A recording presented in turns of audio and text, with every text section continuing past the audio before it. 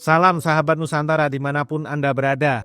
Kali ini saya sengaja mengundang dua tamu istimewa, dua orang ibu-ibu. Kebetulan keduanya sudah cukup lama saya kenal, juga salah satunya juga ibu saya. Namun kisahnya juga sering kali disampaikan Pak Niko sebagai contoh di kelas-kelas kehidupan karena memang kisah beliau berdua memang sangat inspiratif. Jadi disclaimer dulu di awal bahwa ini bukan karena ada hubungan kekeluargaan atau apa, cuman karena saya sendiri juga menyaksikan proses perjalanan panjang kehidupan itu, sehingga beliau berdua merupakan bukti nyata pendampingan yang dilakukan oleh Pak Niko selama ini, dan beliau berdua adalah orang yang sekarang sudah berkelimpahan dan menjadi saluran berkat untuk banyak orang. Langsung saja kita sapa keduanya, ada Bu Daryati dan Bu Rini. Mari Bu Daryati dan Bu Rini, apa kabar hari ini? Baik, puji Tuhan Mas Berto. Oke, ini sebenarnya kali kedua Bu ya podcast. Iya. Ya, cuman untuk yang sebelumnya kan kita hanya bahas seputaran pendampingan keuangan waktu itu. Nah, sekarang saya ingin menggali lebih dalam tentang sisi spiritualnya, terutama di saat-saat awal. Sudah berapa lama mengikuti Pak Niko? 7 tahun ya. Setahun lebih ya. 7 tahun lebih, hampir 8 tahun. Mau ke 8 tahun. Iya. Oke, pastinya lebih karena Dinasti Nusantara Grup Cabang Salatiga sendiri kan sudah hampir 7 tahun. Mungkin ada waktu sebelum itu. Iya. Nah, oke, sudah mengikuti Pak Niko selama lebih dari 7 tahun. Apa yang sudah didapat? Mungkin satu-satu, siapa dulu?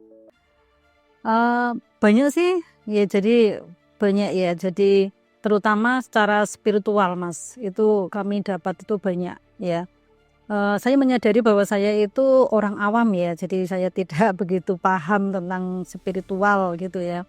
Tapi ketika saya secara pribadi itu kenal lebih jauh dengan Pak Niko, ya kebetulan memang Pak Niko itu teman SMP ya dulu. Tapi ketika kami saling mengenal, itu kami itu saya terutama ya, saya itu dapat banyak pelajaran dari beliau tentang spiritual. Ya, kalau Bu Rini sendiri seperti apa? Ya, kalau saya sih sebenarnya sama ya. Ketika saya bertemu dengan Pak Niko itu sefrekuensi, karena sebelum saya kenal Pak Niko saya sudah belajar tentang spiritual ya, untuk meditasi ataupun belajar afirmasi positif dan lain-lain ya. Ketika ketemu Pak Niko itu saya langsung klik ya, klik langsung. Oh sama selalu. Ketika Pak Niko mengatakan sesuatu sama terus. Jadi sehati.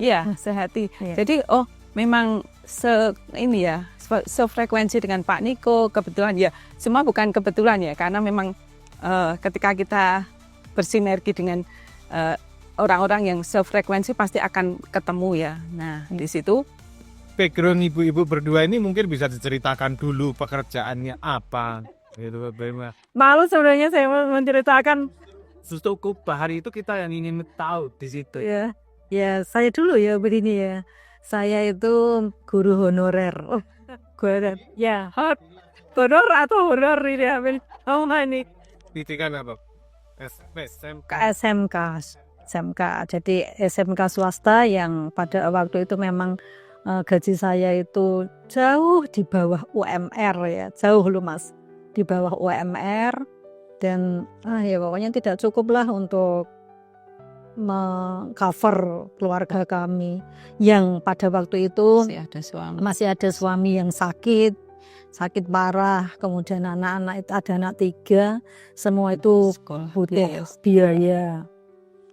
Jadi pulang kerja jam 3:30 ya Mas, pulang kerja 3:30 saya keliling Mas, jualan apa itu ya, ada berupa makanan seperti makanan nugget dan lain sebagainya, kemudian jualan sepatu baik sekolah maupun butuh biaya untuk hidup gitu. Lalu perjuangan Bu Daryati saat dulu itu seperti apa untuk mencukupi itu semua? Cari makan di ini untuk jadi saya harus hari ini tuh saya harus dapat meskipun 10.000 ya pada waktu itu. Kalau saya 10.000 itu sehari itu saya cukup Mas. Secara 10.000 itu pasti dapat. ya dapat. Dapat. Pasti dapat. Tetap. Minimal 10.000 dapat ya. Tuhan itu baik ya. Jadi sesuai dengan keperluan kami ya itu Tuhan sediakan meskipun dengan cara yang seperti itu. Tapi semuanya itu baik. Itu Mas. Ya. Saya cukupkan pokoknya. Ya. Pokoknya minimal cukup. Ya saya cukupkan toh Mas. Jadi untuk beli sayur ya. Yang sering kami beli itu adalah tahu Mas.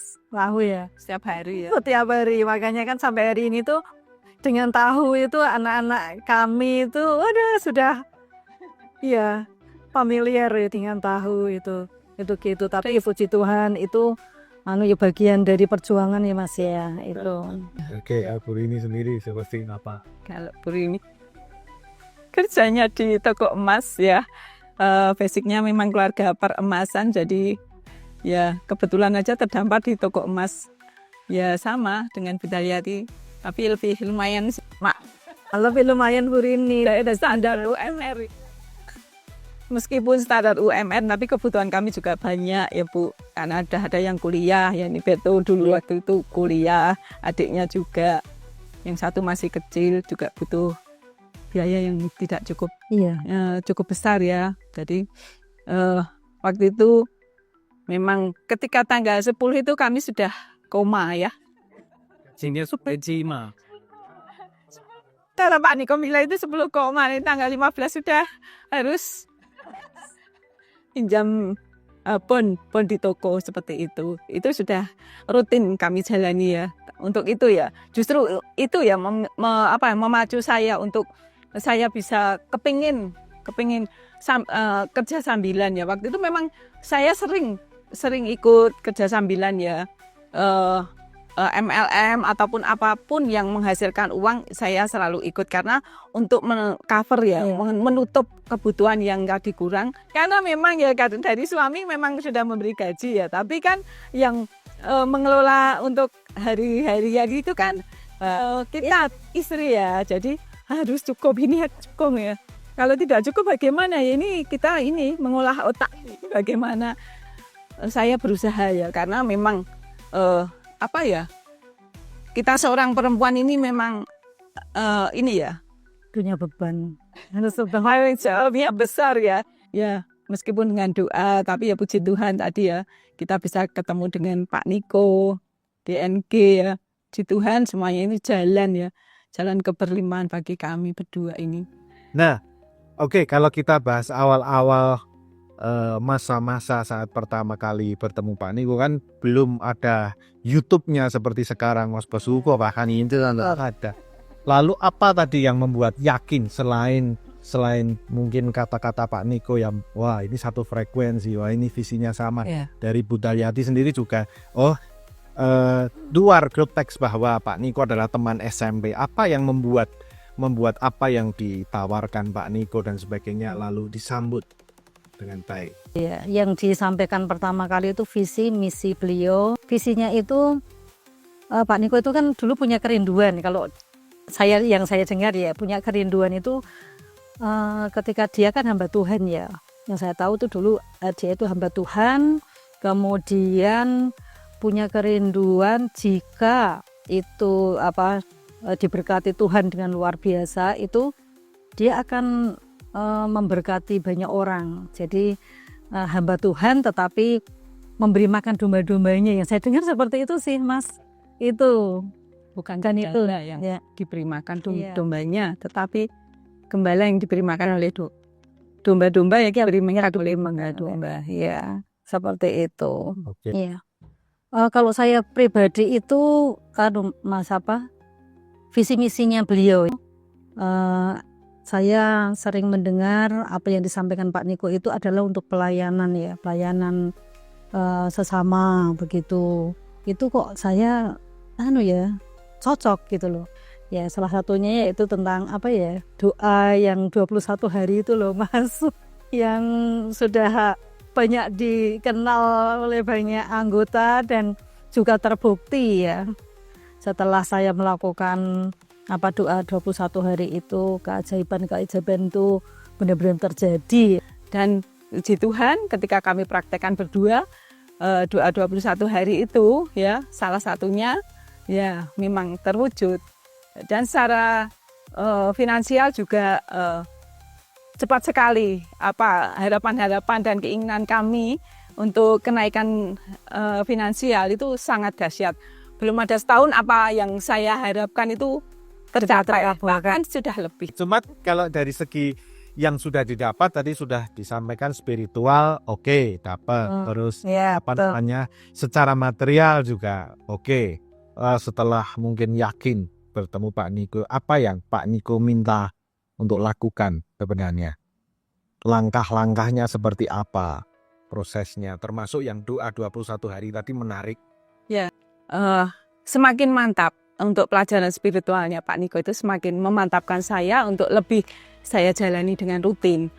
Pertama, Bos, 21 hari kalau skena mungkin diceritakan nih, terutama untuk netizen di luar sana yang belum tahu apa itu doa 21 hari dan keajaiban-keajaiban yang ada di sana.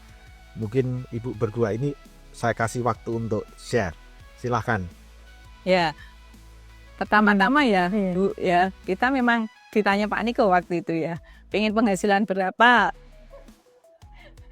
Gitu, saya asa ngomong aja ya, pengen 50 gitu. 50 tuh meskipun di 50 juta, ya. 50 juta setiap bulan itu di benak saya tuh sebenarnya ya mustahil ya. Tetapi asal keluar aja, udah 50 juta itu menurut saya udah sangat luar biasa. Dan kalau apakah mungkin ya? Kalau saya itu 5 juta Mas, tapi sama Pak Niko diginikan 5 juta. Ya kowe iki apa cukup nek 5 juta. Wis bojomu lara kaya ngono. Terus anak-anakmu telu ana mbok umani apa? Wah, kurang toh. Ya kurang. Itu. Ya terus akhirnya ya berapa ya? Ya butuhmu ki piro? Kowe butuhmu piro? Bilangnya gitu. Terus aduh, tapi dengan takut-takut deg-degan gitu loh Mas. Karena masih pakai logika. Masih pakai logika. Iya gitu. Terus cara 10.000 aja sulitnya saya ini ya karena kenyataannya loh Mas, kenyataannya itu kan saya cari 10.000 saja sampai penting tulah. Iya toh Mas itu. Masuk ya 5 juta saja menurut saya itu sudah besar ya. Apalagi yang puluhan juta gitu. Terus saya sambil deg-degan gitu, anak 50 juta boleh? Ya boleh atau lebih dari itu saja boleh, bilangnya gitu Pak Niko gitu. Terus akhirnya ya ya udah kalau begitu aku 50 juta. Pertama ya 50 juta sama. Belum. Doanya apakah hanya tentang penghasilan tadi atau ada doa-doa yang sebenarnya ini sebetulnya doa penciptaan kita, Pak? Ya banyak doa ya di situ ya. Tidak hanya masalah finansial Mas, ya masalah kesehatan, keselamatan kan gitu ya. Terbukti. Itu terbukti. Bahkan kita juga mendoakan orang lain ya, bukan hanya untuk kita, tapi untuk anak-anak, keluarga besar, juga untuk orang lain yang saat ini masih membutuhkan ya, misalnya teman-teman kita ya, saat itu sedang mengalami suatu masalah, kita doakan bersama juga dan bisa terwujud. Ya karena itu tadi harapan Imam Rujuk. Dan ya harus berhasil Tuhan, ini harus berhasil. Ini yang menanti ini banyak, ini Tuhan menanti bukti maksudnya ya kita. Doanya apa saja kalau boleh tahu? Ya terus disuruh Pak Niko itu pertama doa 21 hari ya, pukul 3 ya. 3 sih ya. 3.15. Tapi kita seperempat. Ya. 3.15 ya itu kita keluar harus di bawah langit kita sambil menginjak tanpa menghalang. Kita berdua setia ya waktu itu ya, mesti berdua keluar. Nah, kita mengucap syukur. Ya, doa itu semua itu seakan-akan bahwa kita sudah menerima seperti itu. Dan itu memang diajarkan di Alkitab ya bahwa kita itu mengucap syukur dalam segala sesuatu itu memang penting ya. Dan merasakan bahwa itu sudah kita terima itu memang seperti apa ya? Karena memang semesta itu menangkap apa yang kita bukan apa yang kita inginkan, tetapi apa yang kita rasakan. Jadi ketika kita mengucap syukur seakan-akan kita sudah menerima, ya itu akan ditakdir semesta dan akan dibuktikan oleh semesta. Apa yang paling penting dalam doa 21 hari ini? Maksudnya sikap, apakah sikap kita hatinya harus seperti apa? Apakah harus sering Pak Niko sampaikan juga kan, jangan pakai logika. Ya betul. Waktu untuk masalah hati, hatinya harus ketika kita mau doa bertemu Tuhan, maksud tidak perlu bawa maksudnya beban, maksudnya Iya. kebencian Iya. itu harus bersih dulu atau seperti apa? Doa itu kan sebenarnya kan bagaimana kita itu komunikasi dengan Tuhan ya Mas ya. Itu yang pertama yang saya pahami itu. Kalau misalnya kemarin itu mungkin ada masalah apa gitu ya harus dibereskan. Harus dibereskan. Kalau misalnya habis emosi atau habis melakukan kesalahan apa yang itu mengganjal di hati ya harus dibereskan. Harus dibereskan sampai clear kan gitu. Dan kan kita kan minta ampun sama Tuhan, ya Tuhan mesti ngampuni ya seperti itu. Itu ya memang kuncinya harus bersih ya. Jadi ya bagi sebisa mungkin itu saya harus akrab dengan Tuhan itu. Dan yang membuat akrab dengan Tuhan itu ya tidak ada sekatan Mas, tidak ada sekatan. Ya jadi harus bersih memang harus bersih. Yang memperlinslir itu yang ada Sembatan rezeki. ya toh. Ya emosi negatif itu yang menjadi sekatan harus dibersihkan. Ini harus dibersihkan. Nah, kehidupan Hutaliati dan Guri ini kan tentu sekarang sudah jauh berubah. Mungkin bisa diceritakan perjalanan dulu. Ini di luar konteks Dinasti Nusantara Groupnya, tetapi saya ingin menggali lebih dalam ke spiritualnya. Jadi prosesnya itu sesulit apa? Apakah perjuangannya bagaimananya itu mungkin bisa diceritakan. Pada waktu itu tuh ya suasana atau situasi itu mendukung ya Mas. Maksudnya mendukung itu gini.